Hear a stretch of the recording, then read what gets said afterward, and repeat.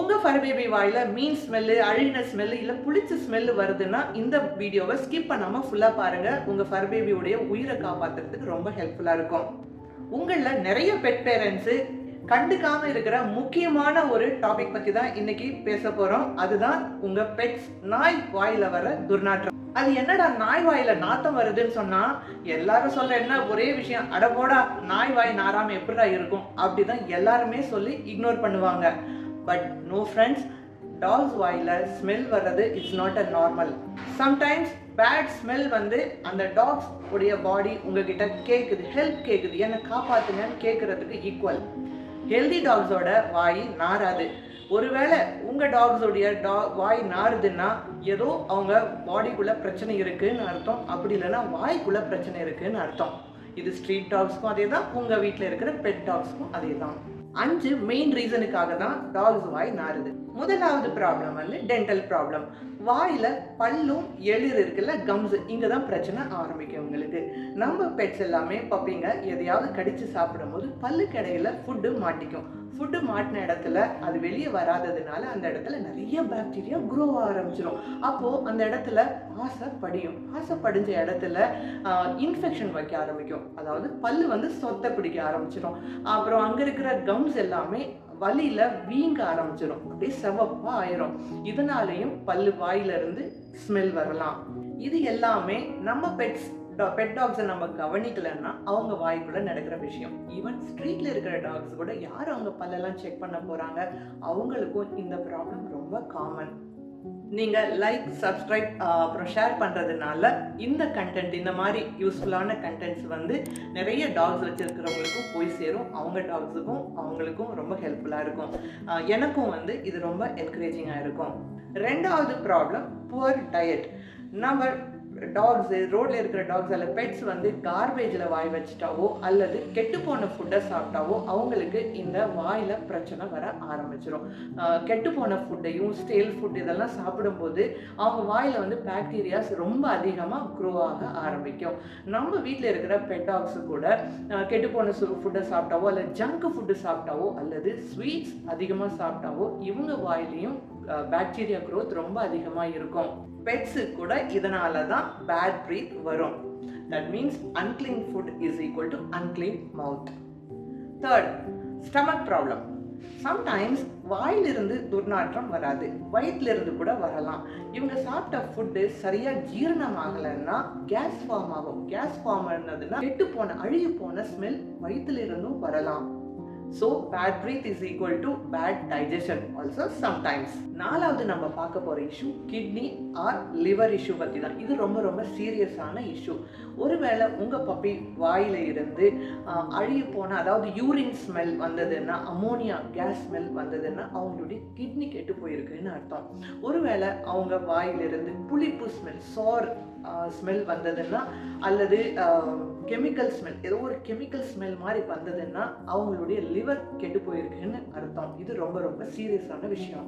இந்த 2 ஸ்மெல்ல நீங்க உங்க பப்பி மவுத்ல இருந்து, உங்க ஸ்ட்ரீட் பப்பி அல்லது வீட்டில் இருக்கிற பப்பி மவுத்ல இருந்து வர்றதை நீங்க உணர்ந்த உடனே, ஸ்மெல் பண்ண உடனே இம்மீடியட்டா ப்ளீஸ் நீங்க டாக்டர் கிட்ட கூட்டிட்டு போயிருங்க. இப்போவே ஆல்ரெடி டூ லேட் ஆயிடுச்சு, அவங்க உயிருக்கு ஆபத்து இருக்கு.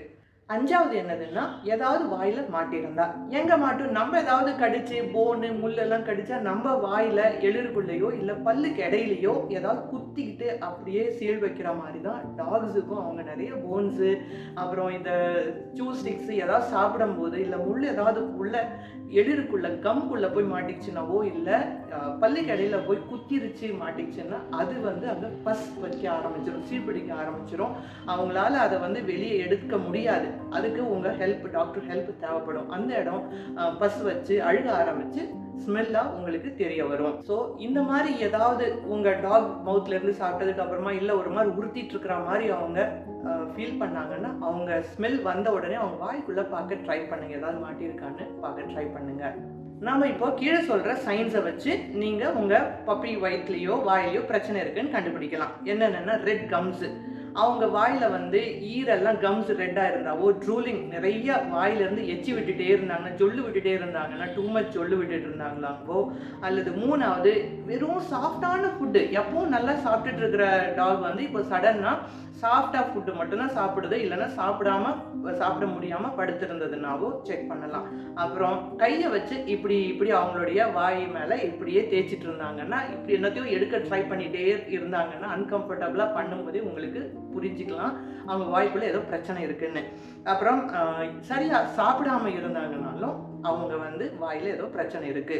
இந்த சைன் தான் உடனே அவங்களுக்கு வந்து ஏதோ வாயில இன்ஃபெக்ஷன் இருக்கு, வலி இருக்குன்னு அர்த்தம். ஓகே ஃப்ரெண்ட்ஸ், இப்போ வந்து நம்ம பார்த்த ப்ராப்ளத்துக்கெல்லாம் சொல்யூஷன்ஸ், ஈஸியான சொல்யூஷன்ஸ் பார்க்கலாம்.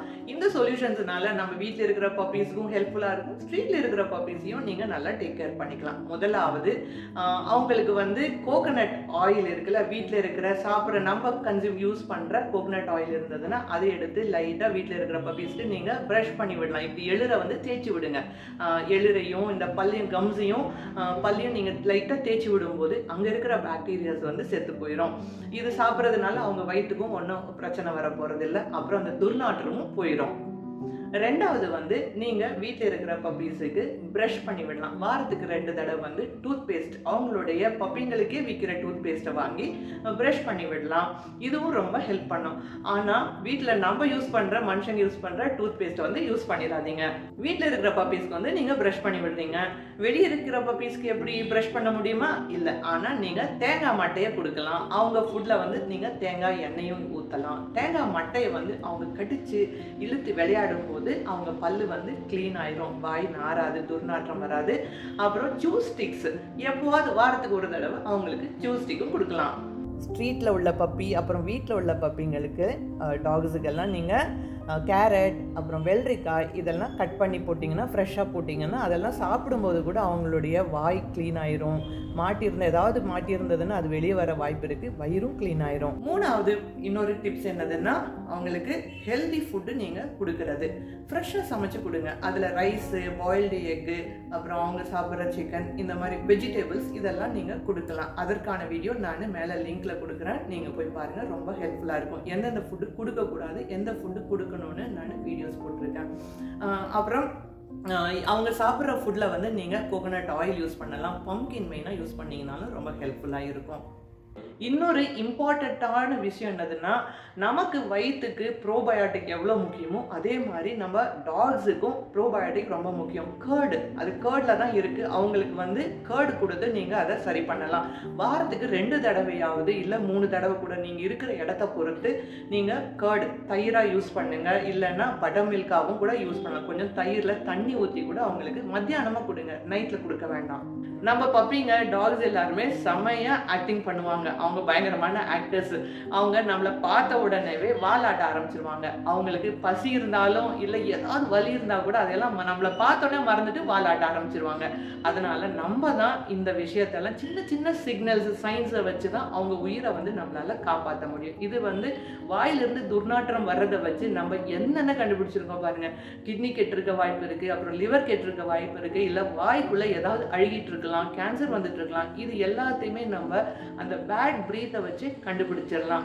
அதனால தான் நம்ம பப்பிங்களுடைய அழகிலேயோ அன்புலையோ நம்ம மயங்கிட்டு இதை வந்து தெரிஞ்சுக்காம விட்டுட்டோம்னா நம்ம பப்பிங்களை வந்து நம்ம இழக்க நேரிடலாம். இவ்வளோ நேரம் இந்த வீடியோ பார்த்தவங்க அனைவருக்கும் ரொம்ப நன்றி. தேங்க்ஸ் ஃபார் வாட்சிங்.